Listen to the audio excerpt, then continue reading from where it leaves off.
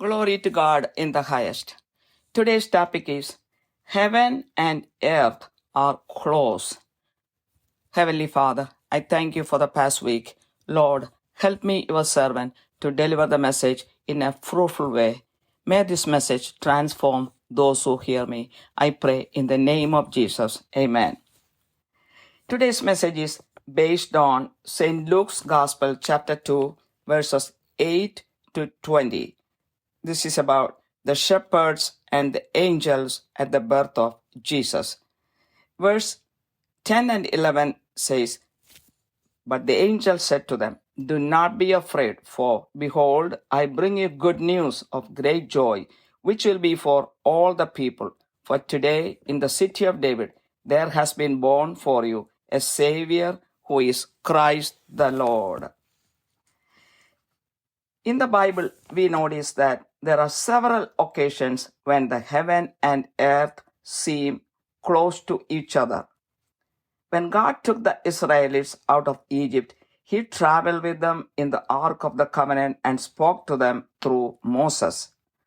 God handed the 10 Commandments to Moses from Mount Sinai. The heavenly beings communicate with the human beings on the earth and give necessary help. Usually, God sends angels to help the humans on the earth or to give them some important messages. Sometimes God Himself communicates with the humans. God spoke to all the prophets and assigned them to deliver important messages to the humans. I know personally several people who have received encounter with Jesus or direct help from angels in times of trouble and prayer. I myself received a 2 hours encounter with Jesus in the year of 1995 when I was in some kind of trouble or trauma, and I really prayed to God. Soon after the birth of Jesus in a manger in Bethlehem, an angel of the Lord suddenly stood before some shepherd boys who were watching over their sheep at night. The glory of the Lord shone around them, and they were terribly frightened. In Luke's chapter 2, verse 10 and 11, as we read before, let me read it again. But the angel said to them, Do not be afraid, for behold, I bring you good news of great joy, which will be for all the people. For today, in the city of David, there has been born for you a Savior, who is Christ the Lord. The angel assured them that they would find a baby wrapped in clothes and lying in a manger.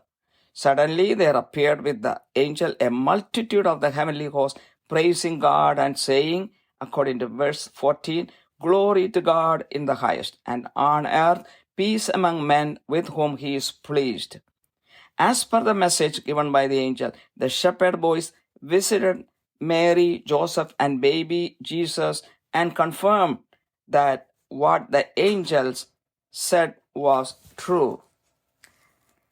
Next, about the Annunciation of Mary. In St. Luke's Gospel, chapter 1, we see the redemption of mankind was in the mind of God since Adam and Eve disobeyed God and committed sin. When Mary was alone in her home in Nazareth, God sent angel Gabriel to announce to her about the birth of Jesus, the Savior of mankind. Verse 28, the angel said to her, Greetings, favored one, the Lord is with you. Verses 30 and 31, the angel said to her, Do not be afraid, Mary, for you have found favor with God, and behold, you will conceive in your womb and bear a son, and you shall name him Jesus. It is very important to remember that before Jesus was born as a baby to Virgin Mary, He was in heaven with His Father. So Jesus came down to earth from heaven.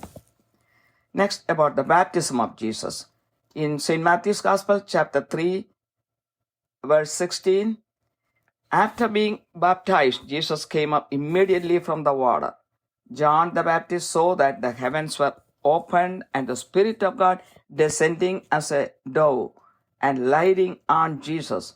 Also, he heard A voice from heaven, according to verse 17, "This is my beloved Son, in whom I am well pleased."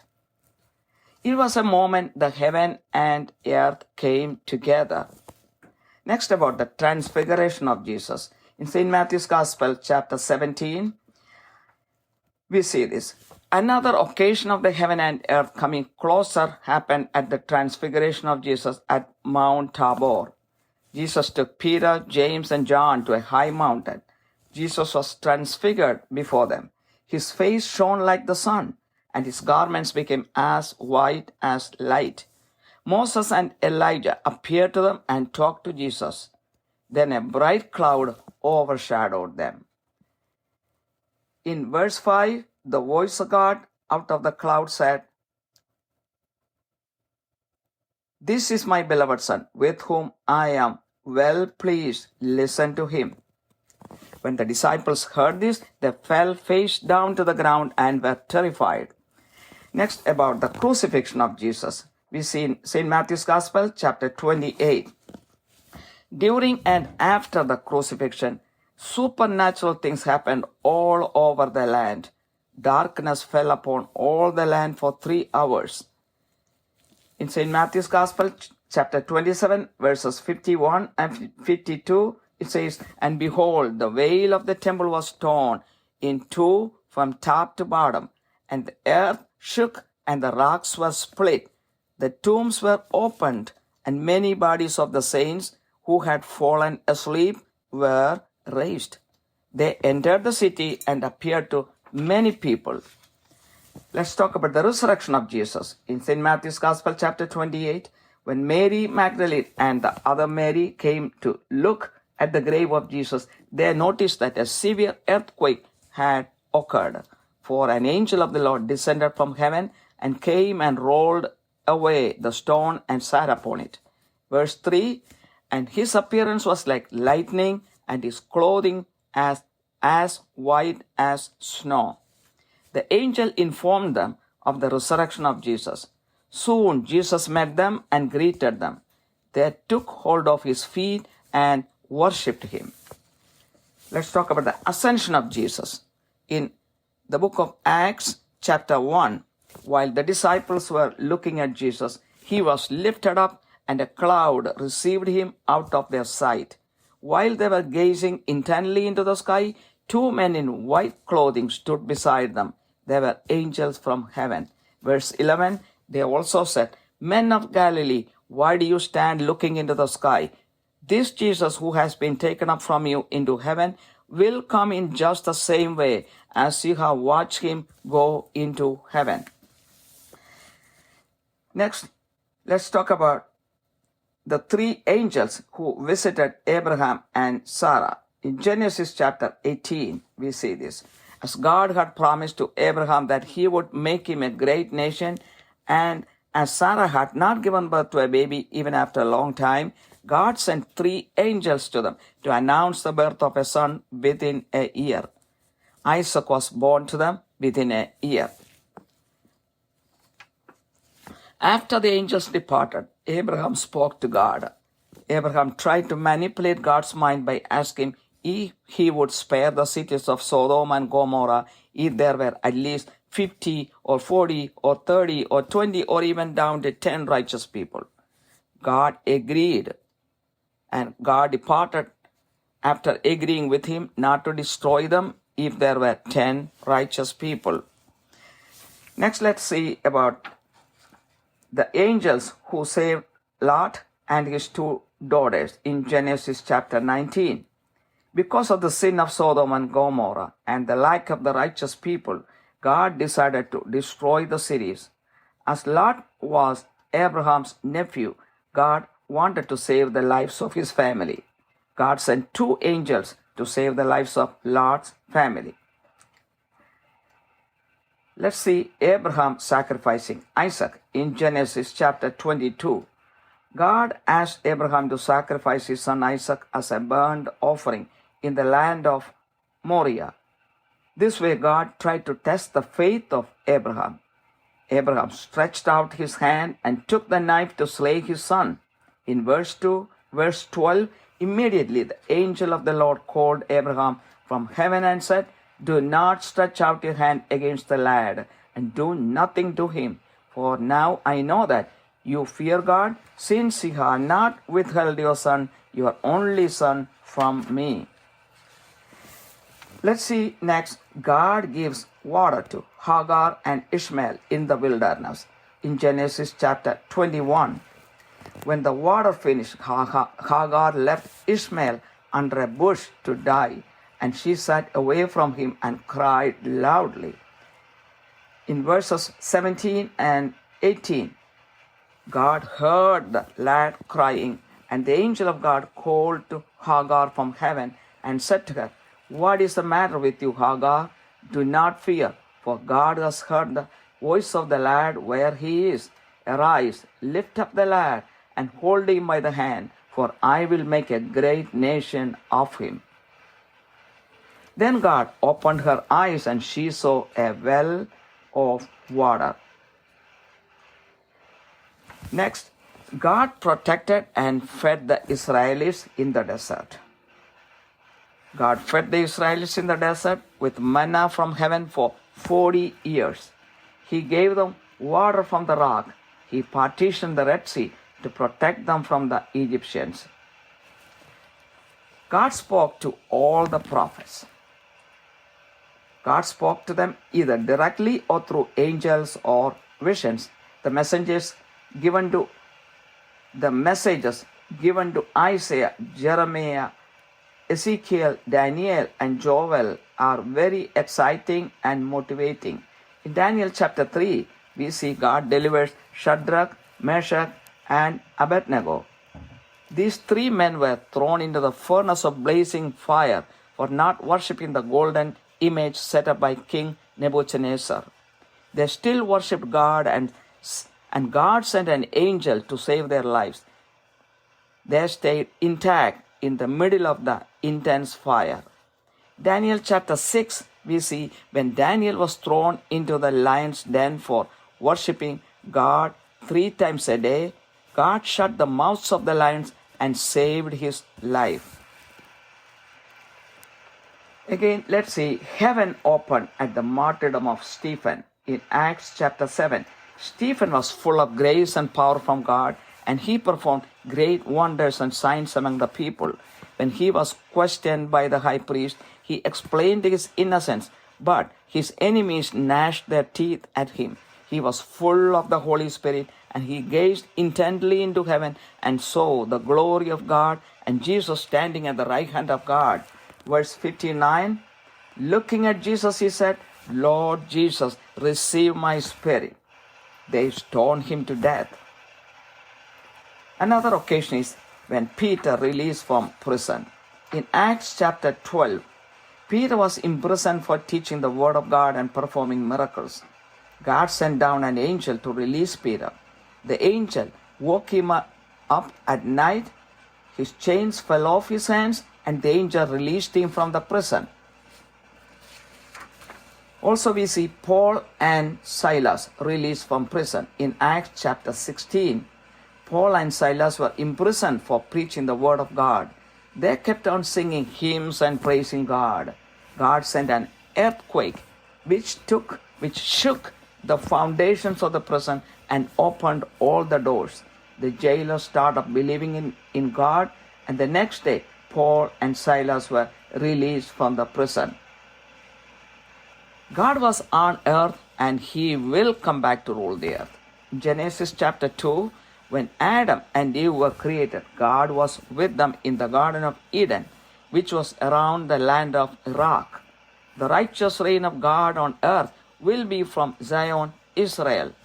The prophecies about God's righteous reign on earth, or the heaven, or the new heaven and new earth, can be found all over the Old Testament, especially Isaiah chapters 11, 25, 32, 35, 60, and 65.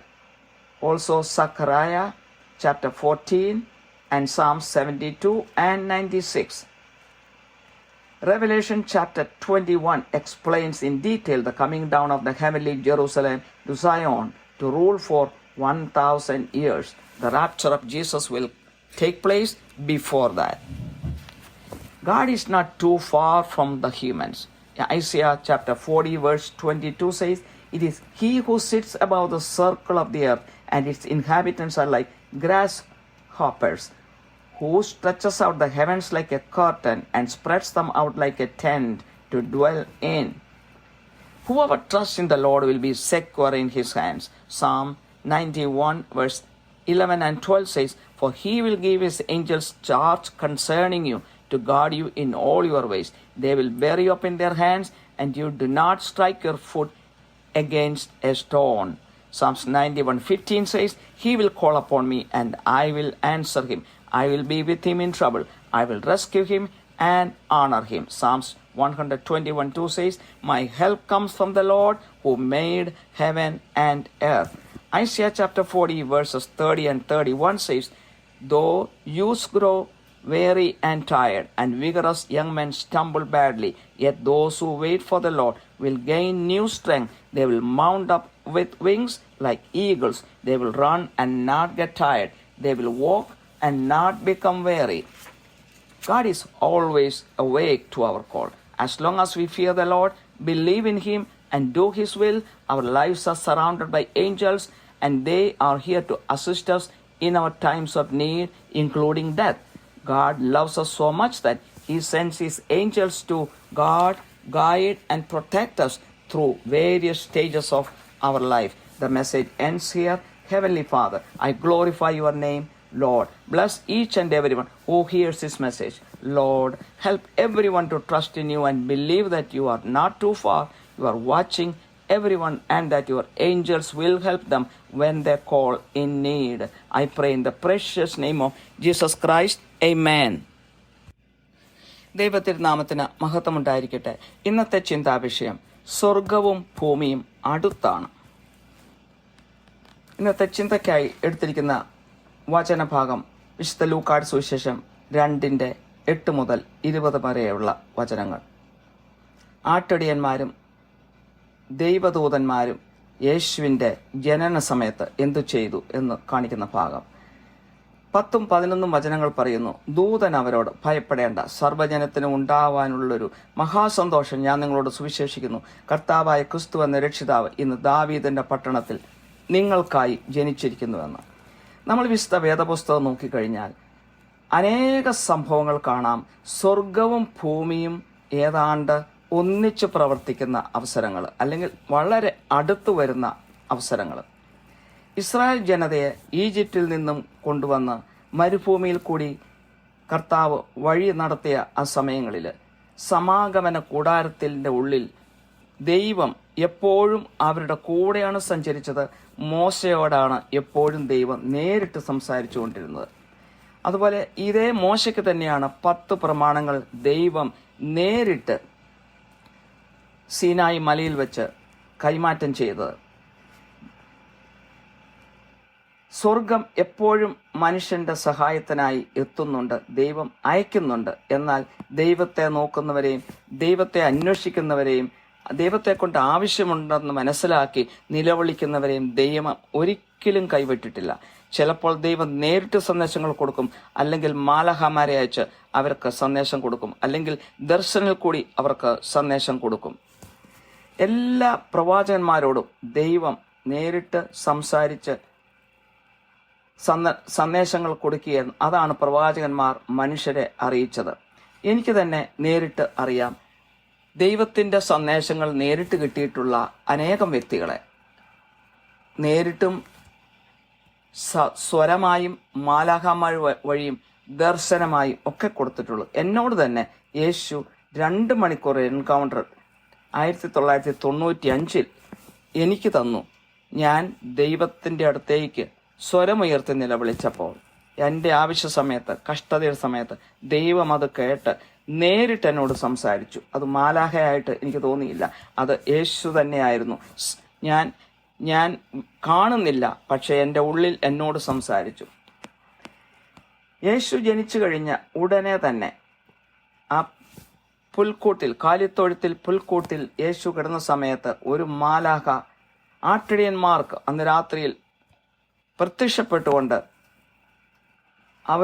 അവരോട് സംസാരിക്കുകയുണ്ടായി. അപ്പോൾ ദൈവ മഹത്വം അവർക്ക് ചുറ്റും വരികയും അവർ ഭയപ്പെട്ടു പോവുകയും ചെയ്തു. ലൂക്കാട് സുവിശേഷം 2:10-11 വചനങ്ങളെ നേരത്തെ വായിച്ചു. ഈ മാലാഖ അവരോട് പറഞ്ഞു, ദൂതൻ അവരോട്, ഭയപ്പെടേണ്ട, സർവ്വജനത്തിനും ഉണ്ടാകുവാനുള്ള ഒരു മഹാസന്തോഷം ഞാൻ നിങ്ങളോട് സുവിശേഷിക്കുന്നു. കർത്താവായ ക്രിസ്തു എന്ന രക്ഷിതാവ് ഇന്ന് ദാവീദിന്റെ പട്ടണത്തിൽ നിങ്ങൾക്കായി ജനിച്ചിരിക്കുന്നു എന്ന്. മാലാഖ അവരോട് പറഞ്ഞു, ശീലയിൽ പൊതിഞ്ഞ ഒരു കുഞ്ഞിനെ നിങ്ങൾ കാണും എന്ന്.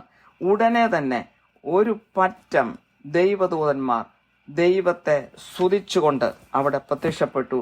അതിന്റെ 14-ാമത്തെ വചനത്തിൽ അവർ പറയുന്നു, അത്യുന്നതങ്ങളിൽ ദൈവത്തിന് മഹത്വം, ഭൂമിയിൽ ദൈവപ്രസാദമുള്ള മനുഷ്യർക്ക് സമാധാനം എന്ന്. അപ്പോൾ ഈ മാലാഖ പറഞ്ഞതനുസരിച്ച് ഈ ആട്ടിടയന്മാർ കണ്ടുപിടിക്കുകയാണ് മറിയത്തെയും ജോസഫിനെയും കുഞ്ഞിനെയും അവർ കണ്ട് ബോധ്യപ്പെട്ട് മറ്റുള്ളവരെ എല്ലാം ആ നാട് മുഴുവൻ അറിയിക്കുകയാണ് ചെയ്തത്. ഇനി മാതാവിന്റെ മംഗളവാർത്തയെക്കുറിച്ച് നമുക്ക് നോക്കാം. വിശുദ്ധ ലൂക്കാട് സുവിശേഷം 1-ാം അധ്യായത്തിൽ മനുഷ്യരക്ഷ എന്നുള്ളത് ആദ്യം മുതൽ, അതായത് ആദവും ഹവ്വായും പാപം ചെയ്ത് ദൈവത്തിൽ നകന്നപ്പം മുതൽ ദൈവത്തിന്റെ ഉള്ളിലുണ്ട്. എങ്ങനെയാണ് ദൈവം അത് നിർവഹിച്ചത്? അത് ഈ മംഗളവാർത്തയിൽ കൂടിയാണ്. നാസറത്തിലെ വീട്ടിൽ ഒറ്റയ്ക്കായിരുന്ന സമയത്ത് ഗബ്രിയേൽ മാലാഖ പ്രത്യക്ഷപ്പെട്ടുകൊണ്ടാണ് മാതാവിന് ഈ സന്ദേശം നൽകുന്നത്. അതിന്റെ 28-ാമത്തെ വചനത്തിൽ മാലാഖ മറിയത്തിന് കൊടുത്ത സന്ദേശം, ദൂതൻ അവളുടെ അടുക്കൽ അകത്ത് ചെന്നു, കൃപ ലഭിച്ചവളെ നിനക്ക് വന്ദനം, കർത്താവ് നിന്നോടുകൂടെ ഉണ്ട് എന്ന് പറഞ്ഞു. 30-31 വചനങ്ങളിൽ ദൂതൻ അവളോട്, മറിയെ ഭയപ്പെടേണ്ട, നിനക്ക് ദൈവത്തിന്റെ കൃപ ലഭിച്ചു, നീ ഗർഭം ധരിച്ചൊരു മകനെ പ്രസവിക്കുക, അവനെ യേശു എന്ന് പേർ വിളിക്കണം എന്ന്. ഇതിനു മുമ്പ് നമ്മൾ മനസ്സിലാക്കേണ്ട ഒരു കാര്യം, ഈ ശിശുവായി ജനിച്ച യേശു ദൈവത്തോടൊപ്പം സ്വർഗത്തിൽ എപ്പോഴും ഉണ്ടായിരുന്നു. അല്ലാതെ ആദ്യമായിട്ട് അറിയപ്പെടുന്ന ഒരു വ്യക്തിയല്ല ഈ യേശു. ദൈവത്തോടൊപ്പം ഉണ്ടായിരുന്നു. സ്വർഗത്തിൽ നിന്നാണ് ഇറങ്ങി ഭൂമിയിലേക്ക്, മറിയത്തിന്റെ ഉദരത്തിൽ കൂടി ഭൂമിയിലേക്ക് ഒരു ശിശുവായി ജനിച്ചത്. അവിടെയും സ്വർഗവും ഭൂമിയും ഒന്നാകുന്ന ഒരു സമയമാണ്. ഇനി യേശുവിന്റെ മാമോദിസ, അതേക്കുറിച്ച് വിശുദ്ധ മത്തായി സുവിശേഷം 3:16 നമുക്ക് കാണാം. മാമോദിസ സ്വീകരിച്ച ശേഷം വെള്ളത്തിൽ നിന്നും യേശു പൊങ്ങി. അപ്പോൾ സ്നാപകയോഹന്നാൻ കാണുകയാണ് സ്വർഗം തുറക്കുന്നതും പരിശുദ്ധാത്മാവ് പ്രാവിന്റെ രൂപത്തിൽ യേശുവിന്മേൽ വരുന്നതും, അങ്ങനെ യേശു വലിയൊരു പ്രകാശത്താൽ നിറയുന്നതും ഒക്കെ കാണുകയാണ്. ഉടനെ തന്നെ ഒരു സ്വരം സ്വർഗത്തിൽ നിന്ന് കേട്ടു. അതിന്റെ 17-ാമത്തെ വചനം, ഇവൻ എന്റെ പ്രിയപുത്രൻ, ഇവനെ ഞാൻ പ്രസാദിച്ചിരിക്കുന്നു എന്ന് സ്വർഗത്തിൽ നിന്ന് ഒരു ശബ്ദവും ഉണ്ടായി. അപ്പോൾ ദൈവം സ്വർഗത്തിൽ നിന്ന് ഭൂമിയിലുള്ളവരോട് സംസാരിക്കുകയായിരുന്നു ആ സമയത്ത്. അപ്പോൾ സ്വർഗവും ഭൂമിയും ഏതാണ്ട് ഒന്നായി വരുന്ന ഒരു സാഹചര്യമായിരുന്നു. ഇനി യേശുവിന്റെ രൂപാന്തരത്തെക്കുറിച്ച് നമുക്ക് കാണാം. വിശുദ്ധ മത്തായി സുവിശേഷം 17-ാമത്തെ അധ്യായത്തില് താബോർ മലയിൽ വെച്ച് യേശു രൂപാന്തരപ്പെടുന്ന സാഹചര്യം. പത്രോസിനെയും യാക്കോബിനെയും യോഹന്നാനെയും കൊണ്ടാണ് താബോർ മലയിലേക്ക് യേശു പോയത്. അവിടെ വെച്ചാണ് ഈ രൂപാന്തരപ്പെടൽ നടന്നത്. യേശുവിന്റെ മുഖം സൂര്യനെ പോലെ പ്രകാശിച്ചു. അവന്റെ വസ്ത്രങ്ങൾ തൂവെള്ളയായി മാറി. മോശയും ഏലിയായും അവർക്കെല്ലാം പ്രത്യക്ഷപ്പെടുകയും യേശുവിനോട് സംസാരിക്കുകയും ചെയ്യും. അപ്പോൾ ഒരു മേഘം വന്ന് അവരെ മൂടുകയാണ്. അതിന്റെ 5-ാമത്തെ വചനത്തിൽ പറയുന്നു, മേഘത്തിൽ നിന്ന്, ഇവൻ എന്റെ പ്രിയപുത്രൻ, ഇവങ്ങൾ ഞാൻ പ്രസാദിക്കുന്നു, ഇവന് ചെവി കൊടുപ്പിനെന്ന് ഒരു ശബ്ദം ഉണ്ടായി. ഇത് കേട്ടപ്പോൾ ശിഷ്യന്മാര് ഭയന്നുപോയി, അവർ കവിഴ്ന്നു വീണുകയാണ് ചെയ്തത്.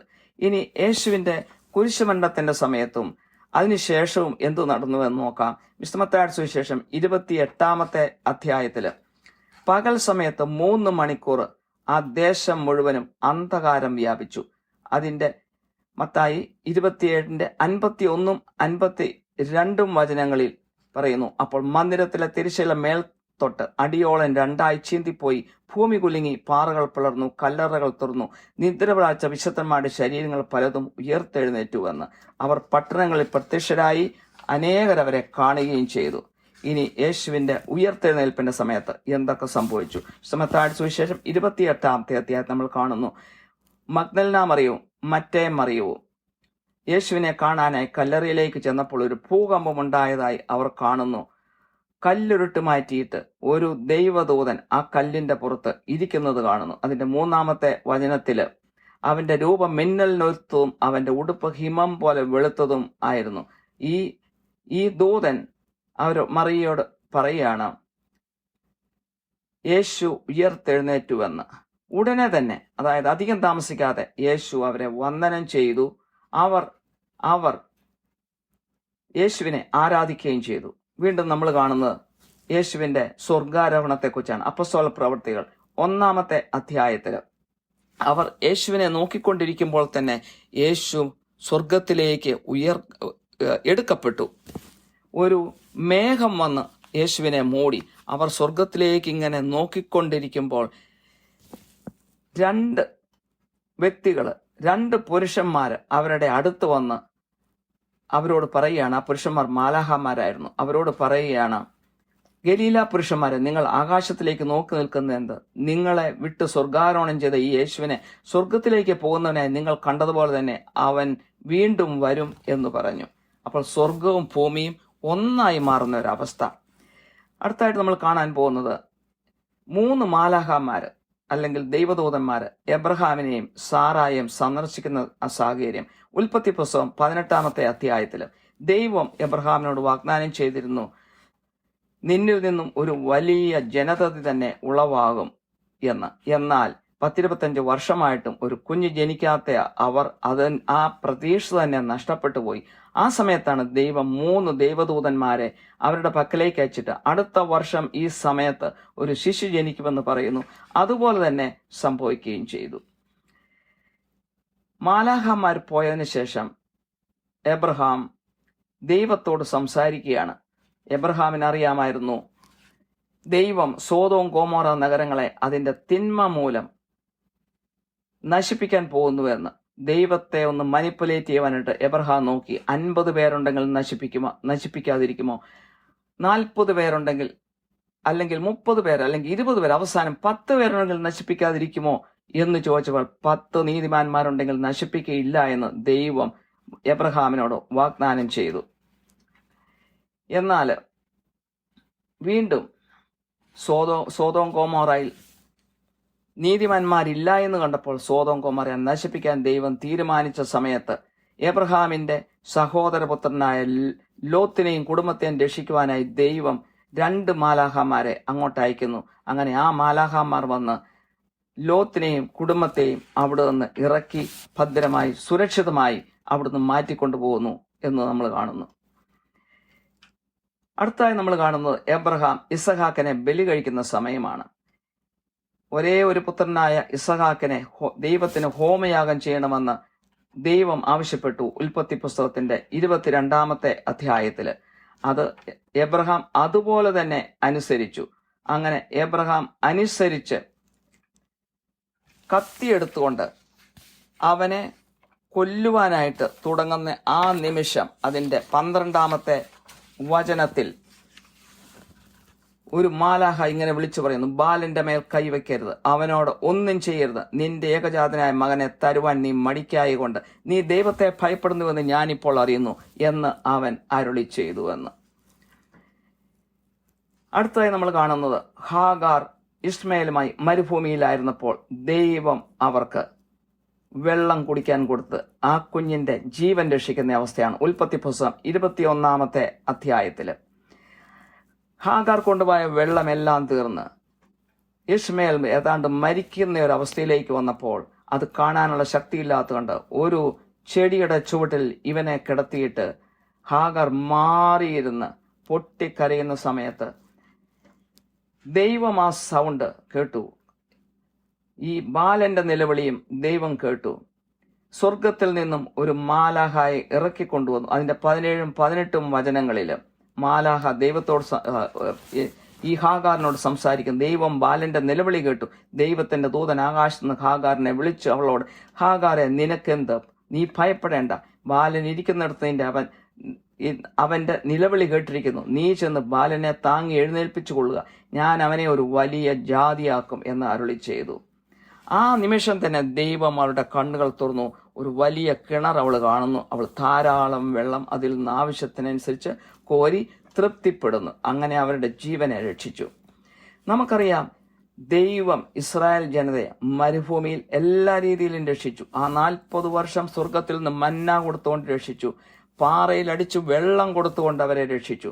ചെങ്കടൽ പിളർന്നുകൊണ്ട് അവരെ ഈജിപ്ഷ്യൻസിന്റെ കയ്യിൽ നിന്നും രക്ഷപ്പെടാൻ വേണ്ടി അവരെ രക്ഷിച്ചു. ഇതെല്ലാം ദൈവം ചെയ്തു. എല്ലാ പ്രവാചകന്മാരോടും ദൈവം സംസാരിച്ചു. ഒന്നെങ്കിൽ നേരിട്ട്, അല്ലെങ്കിൽ മാലാഖമാർ വഴി, അല്ലെങ്കിൽ ദർശനം വഴി അവരോട് സംസാരിച്ചു. അങ്ങനെയുള്ള അനേക സന്ദേശങ്ങൾ, പ്രത്യേകിച്ച് Isaiah, Jeremiah, Ezekiel, Daniel, Jovel, ഇവരുടെയൊക്കെ പുസ്തകത്തിൽ ദൈവം കൊടുത്തിരിക്കുന്ന സന്ദേശങ്ങൾ നമ്മൾ വായിച്ചാൽ വളരെ ഉത്തേജനം നൽകുന്നതാണ്. ഡാനിയേലിന്റെ 3-ാമത്തെ അധ്യായത്തിൽ നമ്മൾ കാണുന്നു 3 ദൈവപുരുഷന്മാരെ ദൈവം രക്ഷിക്കുന്ന ശദ്രക്, മേശക്, അബേദ്നെഗോ അവരെ തീച്ചൂളയിൽ ഇട്ടു. നെബൂഖദ്നേസർ രാജാവ് സെറ്റപ്പ് ചെയ്തിരിക്കുന്ന സ്വർണ്ണ വിഗ്രഹത്തെ ആരാധിക്കാത്തതുകൊണ്ടും ദൈവത്തെ ആരാധിച്ചുകൊണ്ടും അവരെ തീച്ചൂളയിൽ ഇട്ടെങ്കിലും ദൈവം അവരുടെ ജീവനെ എടുത്തില്ല. അവരോടൊപ്പം തീച്ചൂളയിലായിരിക്കാൻ ഒരു മാലാഖയെ തന്നെ അയച്ചു. അവർ അവരുടെ ദൈവത്തെ പാടിപ്പുകഴ്ത്തി. അതിന്റെ 6-ാമത്തെ അധ്യായം നമ്മൾ കാണുന്നു, ഈ ഡാനിയൽ ദൈവത്തെ 3 നേരം ആരാധിച്ചുകൊണ്ടിരുന്നു. എന്നാൽ അത് രാജാവിനും അവരുടെ ആൾക്കാർക്കും ഇഷ്ടപ്പെടാത്തതുകൊണ്ട് അവനെ സിംഹക്കുഴിയിൽ എറിഞ്ഞു. എന്നാൽ ദൈവം സിംഹത്തിന്റെ വായടച്ചുകൊണ്ട് അവനെ അവിടുന്ന് രക്ഷിക്കുന്നു. വീണ്ടും നമ്മൾ കാണുന്നു, പുതിയ നിയമത്തിലേക്ക് വരുമ്പോൾ സ്തേഫാനോസിനെ കല്ലെറിഞ്ഞു കൊല്ലുന്ന നിമിഷം അപ്പോസ്തല പ്രവൃത്തികൾ 7-ാമത്തെ അധ്യായത്തില് നമുക്കറിയാം, ദൈവത്തിന്റെ കൃപയും ശക്തിയും നിറഞ്ഞവനായി സ്തേഫാനോസ് അനേകം അത്ഭുതങ്ങൾ പ്രവർത്തിക്കുകയും ദൈവവചനം പ്രഘോഷിക്കുകയും ചെയ്തു. പ്രധാന പുരോഹിതൻ അവനെ ചോദ്യം ചെയ്തപ്പോൾ അവന്റെ നിസ്സഹായത, അവന്റെ നിഷ്കളങ്കത മനസ്സിലായെങ്കിലും അവരാരും അത് സമ്മതിക്കാനും തയ്യാറായില്ല. തന്നെയുമല്ല, അവർ പല്ലുകൊടിച്ചുകൊണ്ട് അവനെ നശിപ്പിക്കണമെന്ന് തന്നെ വിചാരിച്ചു. എന്നാൽ സ്തേഫാനോസ് പരിശുദ്ധാത്മാവ് നിറഞ്ഞവനായി കാണപ്പെട്ട് സ്വർഗത്തിലേക്ക് കണ്ണുകൾ ഉയർത്തിക്കൊണ്ട് നിന്നപ്പോൾ ദൈവത്തെയും ദൈവത്തിന്റെ വലതുഭാഗത്ത് യേശു നിൽക്കുന്നതും അവൻ കണ്ടു. അതിന്റെ 59-ാമത്തെ വചനത്തിൽ യേശുവിനെ നോക്കിക്കൊണ്ട് അവൻ പറഞ്ഞു, കർത്താവായ യേശുവെ, എന്റെ ആത്മാനെ കൈക്കൊള്ളണമേ എന്ന് സ്തേഫാനോസ് വിളിച്ചപേക്ഷിക്കയിൽ അവർ അവനെ കല്ലെറിഞ്ഞു എന്ന്. ഇനി പത്രോസ് കാരാഗൃഹത്തിൽ അടയ്ക്കപ്പെട്ടു. എന്തിനാണ്? വചനം പ്രഘോഷിച്ചുകൊണ്ടും അത്ഭുതങ്ങൾ ചെയ്തുകൊണ്ടും. അവിടെ നിന്ന് ഒരു മാലാഖ അവനെ രാത്രിയിൽ തട്ടി ഉണർത്തി അവനെ അവിടുന്ന് വിടുവിച്ച് അവന്റെ ചങ്ങലകൾ താനെ ഇളകിപ്പോയി അതിൽ നിന്നും രക്ഷപ്പെടുത്തി ഒരു മാലാഖ കൊണ്ടുപോകുന്നു നമ്മൾ കാണുന്നു. സ്വർഗം അവിടെ ഇടപെട്ടു. വീണ്ടും പൗലോസും സീലാസും കാരാഗൃഹത്തിൽ ദൈവവചനം പ്രഘോഷിച്ചതിന്റെ പേരിൽ അടയ്ക്കപ്പെട്ടപ്പോൾ അവിടെ നിന്നും അവനെ രക്ഷിക്കുന്ന ഭാഗം നമുക്ക് കാണാം. അവർ അവിടെ കിടന്നുകൊണ്ട് ദൈവത്തെ സ്തുതിക്കുകയാണ് ചെയ്തത്, അല്ലാതെ നിരാശപ്പെട്ടില്ല. അവിടെ വലിയൊരു ഭൂകമ്പം ഉണ്ടായി. ആ ജയിലിന്റെ അടിത്തറ തന്നെ ഇളകി എല്ലാ വാതിലുകളും തുറക്കപ്പെട്ടു. അത് കണ്ടപ്പോൾ അതിന്റെ ജയിലർ പേടിച്ച് ആ ദൈവത്തിൽ വിശ്വസിക്കുകയും മാമോദീസ സ്വീകരിക്കുകയും അടുത്ത ദിവസം തന്നെ പൗലോസിനെ സീലാസിനെ അവിടെ നിന്ന് ഇറക്കി സ്വതന്ത്രരാക്കി വിടുകയും ചെയ്തു. ദൈവം തുടക്കം മുതലേ ഈ ഭൂമിയിൽ ഉണ്ടായിരുന്നു. ആദവും അവ്വായും ഏദൻ തോട്ടത്തിൽ ജീവിച്ചത് മറ്റൊരിടത്തുമല്ല, ഈ ഭൂമിയിൽ തന്നെയാണ്. ഇറാഖ് രാജ്യത്തിന്റെ ഏരിയയിലാണ് അവർ താമസിച്ചത്. ദൈവം അവരോടൊപ്പം ഉണ്ടായിരുന്നു. ഇനിയും ഇതേ ദൈവത്തിന്റെ നീതിഭരണം നടത്തുവാനായി സയോൻ ഇസ്രായേലിലേക്ക് ഇറങ്ങി വരും. ഇതേക്കുറിച്ചുള്ള പ്രവചനങ്ങൾ പഴയ നിയമത്തിന്റെ അനേക ഭാഗങ്ങളിലുണ്ട്. പുതിയ ആകാശവും പുതിയ ഭൂമിയെക്കുറിച്ചും അനേക സ്ഥലങ്ങളിൽ പറയുന്നുണ്ട്. പ്രത്യേകിച്ച് ഐസയ അധ്യായങ്ങൾ 11, 25, 32, 35, 60, 65, സക്രിയയുടെ പുസ്തകം 14-ാമത്തെ അധ്യായം, സങ്കീർത്തനങ്ങൾ അധ്യായങ്ങൾ 72, 96 ഇതിലെല്ലാം എടുത്തെടുത്ത് പറയുന്നുണ്ട്. വെളിപാട് 21 സ്വർഗീയ ജെറുസലേം സ്വർഗത്തിൽ നിന്ന് തന്നെ താഴേക്കിറങ്ങി സിയോനിലേക്ക് വരുന്ന അവസ്ഥകൾ കാണുന്നു. അപ്പോൾ ദൈവത്തിന്റെ ഒരു ഭരണം ഈ ഭൂമിയിലുണ്ട്. അപ്പോൾ ഇതെല്ലാം കാണുമ്പോൾ ദൈവം സ്വർഗത്തിലാണെങ്കിലും സ്വർഗം ഭൂമിയിൽ നിന്നും വലിയ വിദൂരത്തല്ല എന്ന് നമ്മൾ മനസ്സിലാകുന്നു. സ്വർഗവും ഭൂമിയും ഒന്നുചേർന്ന് വരുന്ന അനേകം സാഹചര്യങ്ങളുണ്ട്. അപ്പോൾ മനുഷ്യരിൽ നിന്നും വളരെ വിദൂരത്തല്ല ദൈവം. ഐശയ്യാ പ്രവാചകന്റെ 40:22 പറയുന്നു, അവൻ ഭൂമണ്ഡലത്തിൽ മീതെ അധിവസിക്കുന്നു, അതിലെ നിവാസികൾ വെട്ടുക്കിളികളെ പോലെ ഇരിക്കുന്നു. അവൻ ആകാശത്തെ ഒരു തിരശീല പോലെ നിവർക്കുകയും പാർപ്പാനുള്ള ഒരു കൂടാരത്തെ പോലെ വിരിക്കുകയും ചെയ്യുമെന്ന്. ആരൊക്കെ ദൈവത്തിൽ ശരണപ്പെടുന്നുമോ അവരൊക്കെ ദൈവകരങ്ങളിൽ സുരക്ഷിതമായിരിക്കും. സങ്കീർത്തനം 91:11-12 പറയുന്നു, നിന്റെ എല്ലാ വഴികളും നിന്നെ കാക്കേണ്ടതിന് അവൻ നിന്നെക്കുറിച്ച് തന്റെ ദൂതന്മാരോട് കൽപ്പിക്കും. നിന്റെ കാൽ കല്ലിൽ തട്ടിപ്പോകാതിരിക്കേണ്ടതിന് അവർ നിന്നെ കൈകളിൽ വഹിച്ചുകൊള്ളുമെന്ന്. 91:15 പറയുന്നു, അവൻ എന്നെ വിളിച്ചപേക്ഷിക്കും, ഞാൻ അവന് ഉത്തരമരുളും. കഷ്ടകാലത്ത് ഞാൻ അവനോട് കൂടിയിരിക്കും, ഞാൻ അവനെ വിടുവിച്ച് മഹത്വപ്പെടുത്തും. സങ്കീർത്തനം 121:2 പറയുന്നു, എന്റെ സഹായം ആകാശത്തെയും ഭൂമിയെയും ഉണ്ടാക്കിയ യഹോവയിൽ നിന്ന് വരുന്നു. യെശയ്യാ പ്രവാചകൻ 40:30-31 വചനങ്ങൾ പറയുന്നു, ബാല്യക്കാർ ക്ഷീണിച്ചു തളർന്നു പോകും, യൗവനക്കാരും ഇടറി വീഴും, എങ്കിലും യഹോവയെ കാത്തിരിക്കുന്നവർ ശക്തിയെ പുതുക്കും. അവർ കഴുകന്മാരെ പോലെ ചിറകടിച്ചു കയറും, അവർ തളർന്നു പോകാതെ ഓടുകയും ക്ഷീണിച്ചു പോകാതെ നടക്കുകയും ചെയ്യുമെന്ന്. അപ്പോൾ ദൈവം നമ്മുടെ വിളി കേൾക്കുന്ന ദൈവമാണ്. ദൈവം അധികം വിദൂര അല്ല. നമ്മൾ ദൈവത്തെ ഭയപ്പെടുകയും ദൈവത്തിൽ വിശ്വസിക്കുകയും ദൈവത്തിന്റെ ഇഷ്ടം ചെയ്യുകയും ചെയ്താൽ നമ്മുടെ ചുറ്റും മാലാഖമാരുണ്ടായിരിക്കും. നമ്മുടെ എല്ലാ ആവശ്യങ്ങളിലും നമ്മുടെ മരണസമയത്ത് വരെ അവർ നമുക്ക് സമീപത്തായിരിക്കും. ദൈവം അങ്ങനെ സഹായം അയച്ചിരിക്കും. ദൈവം വഴി അവരെ അയച്ച് നമ്മളെ എപ്പോഴും പരിപാലിക്കുകയും കാത്തു പരിപാലിക്കുകയും നമ്മളെ ഗൈഡ് ചെയ്യുകയും നമ്മുടെ ജീവിതത്തിന്റെ എല്ലാ അവസ്ഥകളിലും നമ്മോടൊപ്പം ഉണ്ടായിരിക്കുകയും ചെയ്യും. സ്വർഗവും ഭൂമിയും വിദൂരത്തല്ല എന്ന് നമ്മൾ മനസ്സിലാക്കി നമ്മൾ സ്വയം രൂപാന്തരപ്പെടുകയും ശക്തിപ്പെടുത്തുകയും ചെയ്യുക. ഇത് മാത്രമാണ് നമ്മൾ ചെയ്യുവാനുള്ളത്. ഇതോടെ സന്ദേശം ഇവിടെ അവസാനിക്കുന്നു. കാരുണ്യവാനായ സ്വർഗസ്ഥ പിതാവേ, ഈ സന്ദേശം കേൾക്കുന്ന എല്ലാവരെയും അനുഗ്രഹിക്കണമേ. അവിടുത്തെ പൂർണ്ണമായി വിശ്വസിക്കുവാനും ആശ്രയിക്കുവാനും അവിടുന്ന് വിദൂരത്തല്ലെന്ന് മനസ്സിലാക്കുവാനും എല്ലാം അവിടുന്ന് കാണുന്നുണ്ടെന്ന് വിശ്വസിക്കുവാനും കഷ്ടതയിൽ വിളിക്കുമ്പോൾ അവിടുത്തെ ദൂതന്മാരെ അവിടുന്ന് അയക്കുമെന്ന് വിശ്വസിക്കുവാനും എല്ലാവരെയും പ്രാപ്തരാക്കണമേ. മാനവും മഹത്വവും അവിടത്തേക്ക് തരുന്നു. യേശുക്രിസ്തുവിന്റെ വിലയേറിയ നാമത്തിൽ തന്നെ, ആമേൻ.